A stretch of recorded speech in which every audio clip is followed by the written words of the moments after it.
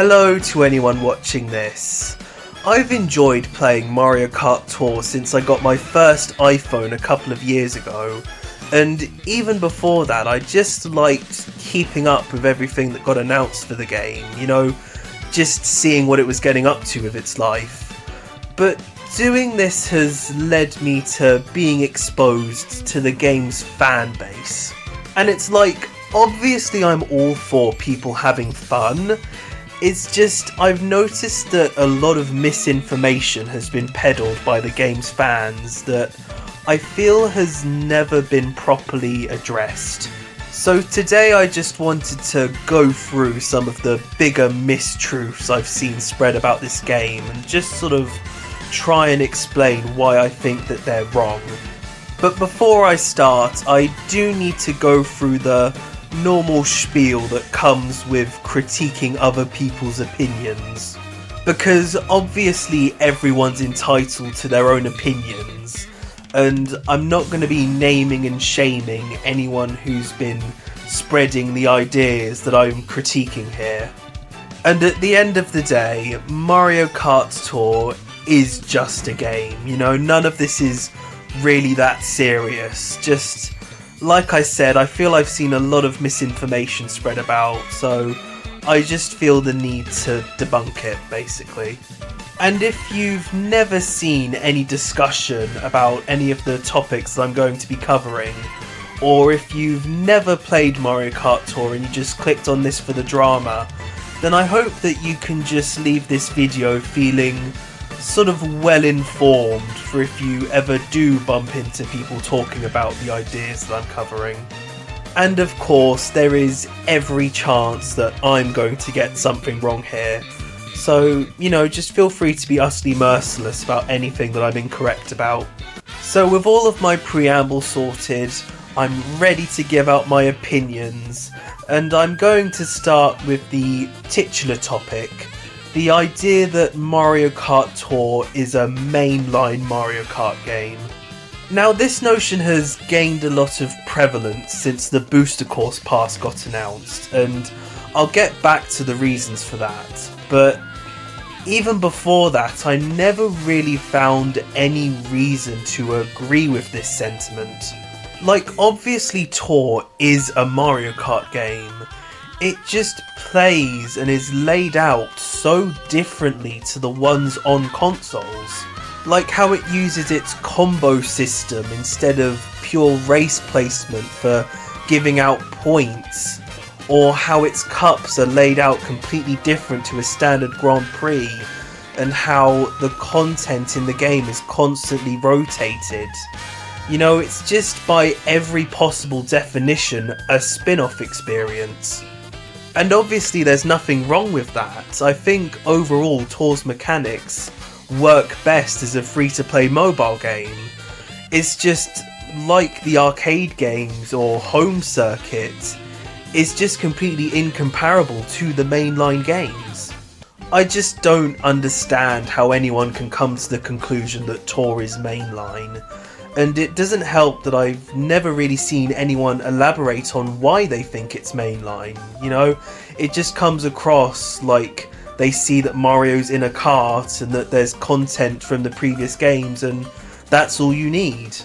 And if I'm being brutally honest, the way that I've seen people quite smugly declare that Mario Kart Tour is a mainline game, it just reeks of a need to be validated for enjoying it.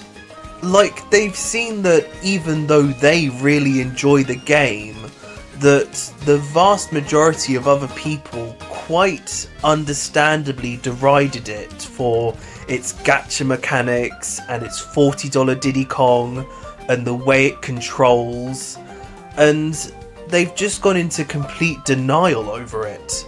To the point that they'll grasp at any possible straw to call Mario Kart Tour basically Mario Kart 9, so that they can act like they're a true fan of the series who properly plays and enjoys every single game.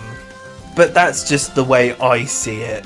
Obviously not everybody who thinks that Tour is 9 is that obsessive over it. It just feels like some of the people sowing the seeds of that idea aren't doing it with the best intentions. And at the end of the day, it doesn't matter if Tour is a mainline game. Like, I know I've just spent several minutes bitching about it, but that's just because I don't agree with it. You know, whether it is or isn't truly doesn't matter. Like, it's still a Mario Kart game and it can be appreciated for that. That's actually the main reason that I don't like the idea of Tour being 9, because when people put so much weight into the idea of it being a mainline game, it sort of makes it feel like it's the only reason to care about it. Like, unless you're a mainline game, you don't matter, and that's really not a good way to look at the Mario Kart series. And like I said, gameplay wise, Tour is incomparable to the mainline games. Like, it's really not a fair contest to put them directly next to each other like that. So yeah, I just see no reason to think of Tour as a mainline game. And luckily it wasn't really that much of an accepted idea until the Booster Course Pass came out. It was like, as soon as people saw in that first trailer that Mario Kart Tour was considered part of the series, that instantly qualified it to be mainline, which I just have an entirely separate set of issues with. First of all, having Tour be a part of the series just doesn't really mean much. Like, the arcade games are a part of the series, but they weren't included anywhere in the Booster Course Pass, and I feel like if they were, that wouldn't make them any more mainline. But even if Tour's appearance here confirmed it to be mainline, I definitely don't think it would confirm it to be 9.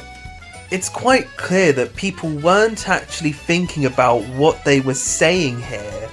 Like, the implication is supposed to be that Mario Kart 9's tracks are now being used as retros.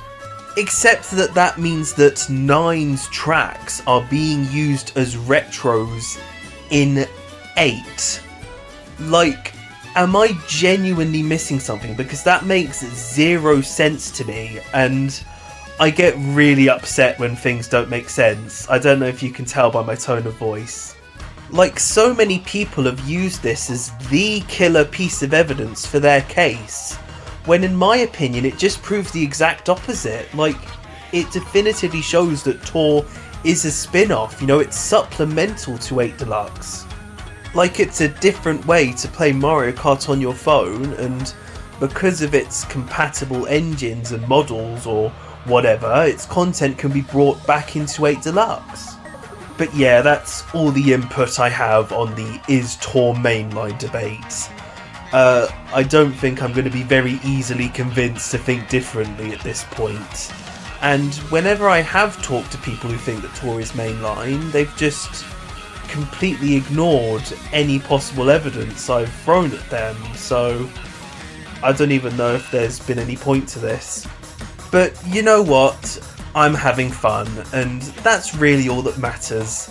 So let's move on to the next idea that I really disagree with, which is the notion that the combo system should be brought over to the next mainline console, whatever, Mario Kart game. So very quickly, if you're just here for the drama, the combo system is where everything that you do in a race, like drifting or jump boosting, gives you a certain number of points that chain together to give you a total at the end of the race. And like I implied, it's a perfectly nice system to have for just a little spin-off free-to-play mobile game. But when you take a step back, it's really not compatible with how the console Mario Karts play. The first and biggest issue is with the controls, as obviously a phone's touchscreen doesn't have the same range of movement as a control stick and buttons, so the only real things you can do in Tour is move left and right and drift left and right, and again, that perfectly makes sense for a phone. But to complement the simpler controls, karts will always move on their own, like auto acceleration. There's absolutely no way to brake, and smart steering is always in some way enabled to make sure you don't veer too far off into the dirt. So the game is basically on rails, which again entirely makes sense, but if you tried translating that to a console experience, I really don't think it'd go down that well. Like, if you had those same arbitrary control restrictions in place, the game just wouldn't feel that nice to play. But at the same time, if you lifted them all, then the combo system would be completely broken, because you'd be able to just drift in donuts and break and go back for more item boxes. Like, there'd just be no point to having it at all, really. It just doesn't work either way. The only possible way to salvage it is to let players move freely, but put a time limit on the race so that if you don't meet it, you just lose all your points. But even then, players would just find a way to make a really efficient route and then just do donuts for as long as possible at the end. Like, there'd still be plenty of ways to break it. But even though that's quite a definitive explanation as to why the combo system shouldn't be brought back, there are still other reasons, such as the character selection process. In Tour, each track has favourite and favoured characters, while everybody else is just neutral, and all this does is basically just decide how many item slots you'll get during a race, amongst other bonuses. And these placements are basically randomly assigned. Like, a brand new character and costume are more likely to be favourites on tracks released around the same time as them, but apart from that there's no real rhyme or reason to it. And once again, this works perfectly fine for Tour, but you have to consider that you get the vast majority of these characters through freemium currency, and it's like, there's simply no way of translating that into a mainline game without generating far too much controversy. We've seen time and time again that loot boxes simply aren't welcome in full price games, but even if you ignore that and look at more traditional methods of unlocking characters, none of them really gel with this favourite and favoured system. Like, having all of the characters unlocked from the start, like in 8 Deluxe, will just have the entire system of only having certain characters do well on certain tracks become completely arbitrary. Having just a few characters be unlockable would be just as arbitrary as you'll most likely start out with a favourite character on every track. And if you had a shop system to unlock pretty much every character and costume, then that would be an absolute nightmare to grind unless they lifted the coin cap per race up to 99 coins like in Tour and added in the coin box as a main item. It just would be so slow. So yeah, there's no real satisfying way of implementing a tiered character system. You know, you might as well just completely scrap it and have every character play the exact same on every track. So, you know, just completely ignore the entire point of how Tour works. And all of what I just said applies for karts and gliders as well. I just didn't feel like saying, you know, characters, karts and gliders about a dozen different times. But what I mentioned about every character sort of playing the same does lead into my last point, which is how the levelling system could be applied in a mainline game. In Tour, levelling up gives you bonuses for your combos, amongst other benefits, and the main way that you gain experience is by getting duplicates of the characters out of the gacha pipes, which we established that there's absolutely no way that those are going to be added to a mainline game. So we have to look at the other way of gaining experience, which is the level boost tickets, which basically work the same as getting a duplicate from a pipe, and they can be gotten through normal gameplay or through buying them from a shop. Which, once again, it works perfectly fine for Tour, but once again, let's look at what we are doing for the mainline game, which is completely negating the need to level up specific characters, which basically just means unless every single character has an individual level boost ticket tied to them, you can just level up one character and entirely work with them. So it just entirely removes the purpose of that system. I know that all of this ranting has been far too in-depth for what it is, but I just wanted all of my bases covered when I say that the combo system cannot possibly work if it was brought into a mainline game. Like, it could maybe work as some cute little side mode that, doesn't really mean much in the grand scheme, but I think at that point it would just be wasting dev time that could go to more important things like fleshing out the battle modes. Plus, at the end of the day, people will always enjoy just a standard race more. I think that's what turned so many people off Tour in the beginning, the fact that it wasn't a traditional racer. So yeah, I think it would end up with the same fate as coin battles from Smash Bros, so utterly forgettable that the devs would simply forget to add it in a future installment. But moving on, the fact that the combo system doesn't really have that much depth when you look into it does quite nicely bring me on to my next disagreement that I have with some Tour fans, which is the idea that the combo system does have depth to it. So before I critically tear into how this game works, I do feel the need to state that despite how many gripes I have with the game's mechanics and how they can frustrate me sometimes, I do just enjoy playing Tour for what it is, just a nice little supplemental title for Mario Kart 8 Deluxe. It just slightly gets on my nerves when people see it as more than that, when it's quite clearly not.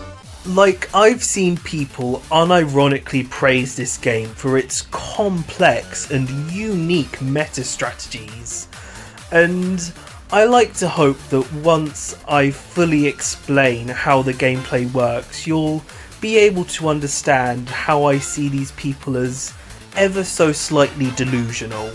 The first piece of gameplay comes from selecting your character, which, while some players insist that there are so many deep layers to choosing who you put your level up tickets into and making sure that you have the best coverage, and it's such a complex layer of strategy, it's just not. Just put tickets on what you like or whatever helps you the most in Ranked Cup and move on. Like, obviously it's understandable to take a bit of time to consider which items have the best set of favourite tracks for you in the moment, but it's really not that deep when if you play the game for long enough you'll get enough tickets to level up whatever you want, so there's just no point in stressing over what the best set of characters, karts and gliders are in the game. Moving on to the actual races, while there is the normal level of Mario Kart strategy in using your items at the right time, and while the combo system does add a small layer of strategy by making sure that you pick up coins and go off ramps and drift at the right times to ensure that you keep your combo going, at the end of the day, the main way that you're going to succeed and get the most amount of points is through getting frenzies. Just in case you're unaware, a frenzy occurs when you have 3 item slots available in a race, which is exclusive to a track's favourite characters, and when you pick up an item box, all 3 item slots match up with the same item. This then turns you invincible and lets you spam the item that you landed on for a good few seconds, racking up the combo not just because of all the points that you get by using the items, but also through performing frenzy actions, which is basically just trick animations but on the ground. This gets you thousands of points, and while it is always satisfying to get one, at the end of the day, no matter how many perfect drifts you get or how well you use your items, the only way that you can get the best possible score in a race is to get the maximum of 3 frenzies during it. And because they occur through item box spins, that means that getting them is purely down to luck. And not only that, it's luck based on whether or not you get one of a good item. Because if you're front running in first place, you could get a coin frenzy, which means that you get a bonus point for every single coin that you pick up during it, or you could get a super horn frenzy, which doesn't give you bonus points for every blast. It only gives you points if you destroy other items or hit other players, meaning that it's practically useless if you're far off in front. So yeah, every aspect of a frenzy is luck based, and since they're the quickest way to get a high score, it basically means that no matter what anyone else will tell you, the best way to succeed in this game is to be a lucky person. Of course though, you don't need to go for a high score. Like many players, including myself, are just happy to drift around to try and get a non-stop combo and just try and meet the total points challenge goal for each tour. I just can't help but laugh when certain players say that there's some level of mega competitiveness to it all. Like when you look up world record high scores, the only real thing that sets it apart from a standard run of a track is that the character Kart and Glider are at the max level, and that when they go through item box they get a preferential roll of standard items and frenzies. And while in these runs you do see ultra specific drifts and moves and attempts to get extra item box rolls by purposefully diving off a cliff so that you respawn in front of the boxes. And in competitive races in the mainline games, sometimes bad item rolls can cost you the odd race. But to act like the biggest contributing factor to the highest scoring runs in Tour is down to anything other than luck is just provably wrong. And even beyond that, I think that some of Mario Kart's more standard mechanics contribute to luck, even more so than usual. Like, getting hit by a red shell in a mainline game is one thing, because you can just, recover and keep moving. The race is not completely lost. But if you get hit by a red shell in Tour and can't hit a drift or pick up a coin quick enough, you'll lose your combo, meaning that you won't be able to get the highest possible score you could have if you hadn't been hit by that red shell. And while obviously there are plenty of scenarios where you can't win a standard Mario Kart race after getting hit by a red shell, there's just something about the fact that I feel very compelled to restart a race after losing my combo from getting hit by a red shell in Tour that's just not there in the mainline games. It just makes it feel completely down to luck that I can't naturally recover by racing well. So yeah, I hope with all of those points put together that I've sufficiently explained how this game has enough depth for a very casual experience, but there's simply no way you can call it anything near competitive or in-depth. So it's time to move on to the final contentious topic that I wanted to cover, which is the idea that Tour's constant rotation of content is better than a mainline game's consistent set of content. Which, on the surface, it is the least disagreeable talking point I've covered today. Tour does have 103 unique tracks, not counting all of the different city routes, compared to 8 Deluxe's mere 96 tracks. And also, Tour obviously has the reverse trick and reverse trick variants to keep all the tracks more fresh. It's just when you look into what exactly you get each tour, it does slightly fall apart. Like, while the game does have more tracks than 8 Deluxe, if you sort of count all of the SNES and GBA variants together, you end up with less unique tracks than 8 Deluxe. And the less said about the number of battle maps, the better.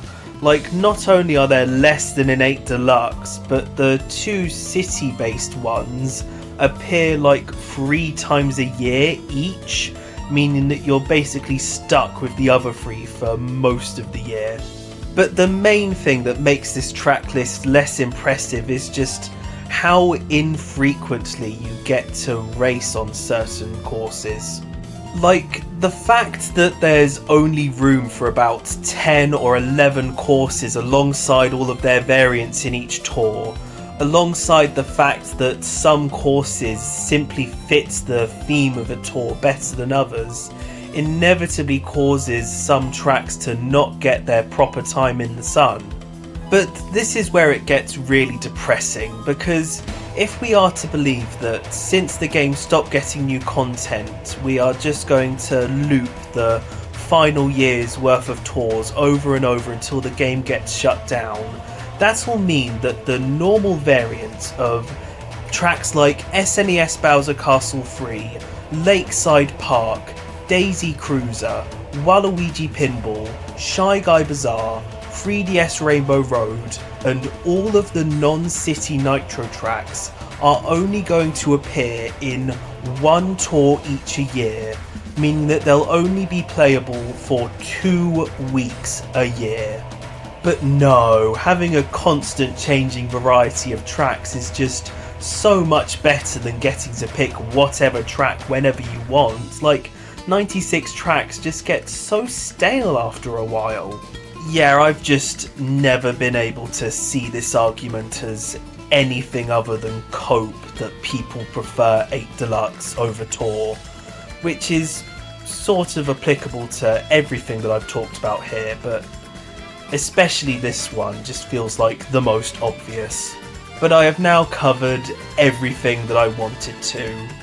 I am sorry if I came across as too negative at any point. It's just, like I said, I really hate misinformation and when things don't make sense, and a lot of the stuff that tour players come out with just so happen to tick both of those boxes, so I just wanted to take this opportunity to talk about it all. But yeah, if you have any questions or concerns, do let me know. Just, if I'm ever worrying about how delusional I'm getting, I'll just think about the tour YouTubers who, during the game's life, were unironically asking Nintendo to get in touch with them so that they could hand deliver their suggestions to improve the massive gaming company's free-to-play mobile game, and I'll just realise that I could be a lot worse off. But bye bye, have a nice day.